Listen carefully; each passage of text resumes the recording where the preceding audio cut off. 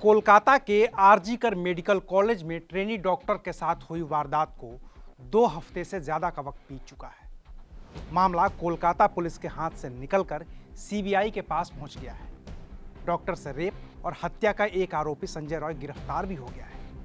लेकिन इस पूरी जांच के दौरान मृतक डॉक्टर की एक डायरी मिली है, जिसके आखिरी पन्ने पढ़कर हर उस शख्स की आंखें भीग जाएंगी जिसमें थोड़ी सी भी संवेदनशीलता बची हो।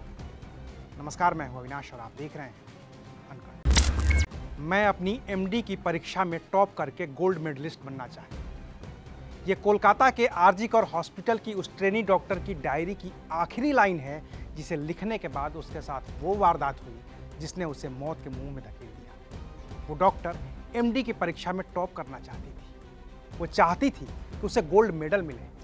मृतक डॉक्टर के पिता ने भी अपनी बेटी के बारे में बताया है कि वो एक मेहनती डॉक्टर थी जिसने अपने सपनों को पूरा करने के लिए जी तोड़ कोशिश की। परिवार ने भी बेटी का साथ दिया, उसके सपनों का साथ दिया ताकि वो एक सफल डॉक्टर बन सके। लेकिन उसका सपना सपना ही रह गया, क्योंकि अपने उस सपने को पूरा करने के लिए वो जिंदा ही नहीं बची। इस डायरी की आखिरी लाइन लिखने के बाद वो अपनी ड्यूटी करने के लिए अस्पताल गई और वहाँ उसके साथ वो हैवानियत हुई जिसे सुनकर रूह कांप जाती है। अभी उस ट्रेनी डॉक्टर की जो डिटेल्ड पोस्टमार्टम रिपोर्ट सामने आई है, उसमें साफ है कि डॉक्टर के साथ रेप हुआ है।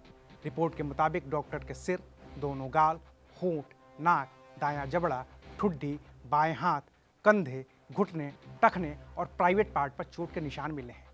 और इससे भी भयावह बात यह है कि ये सारी चोट पीड़िता को तब पहुंचाई गई जब वो जिंदा थे। डॉक्टर की आंखों में खून के धब्बे थे, दोनों आंखों की पुतलियां फैली हुई थी और स्थिर थी।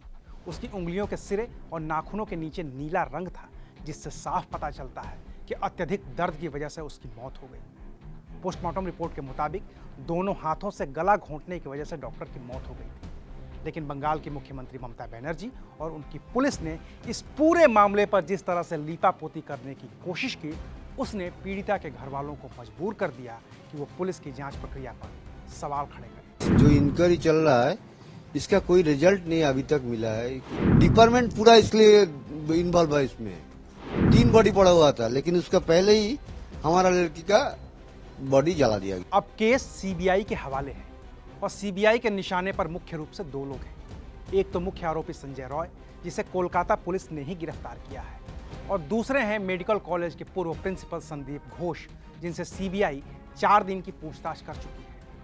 वहीं सुप्रीम कोर्ट ने भी इस मामले का स्वतः संज्ञान ले लिया है और अब इस केस की सुनवाई सीधे मुख्य न्यायाधीश डीवाई चंद्रचूड़ की बेंच में होगी। इस मामले में जो भी अपडेट्स होंगे हम आपको बताएंगे। तब तक देखते रहिए अनकट।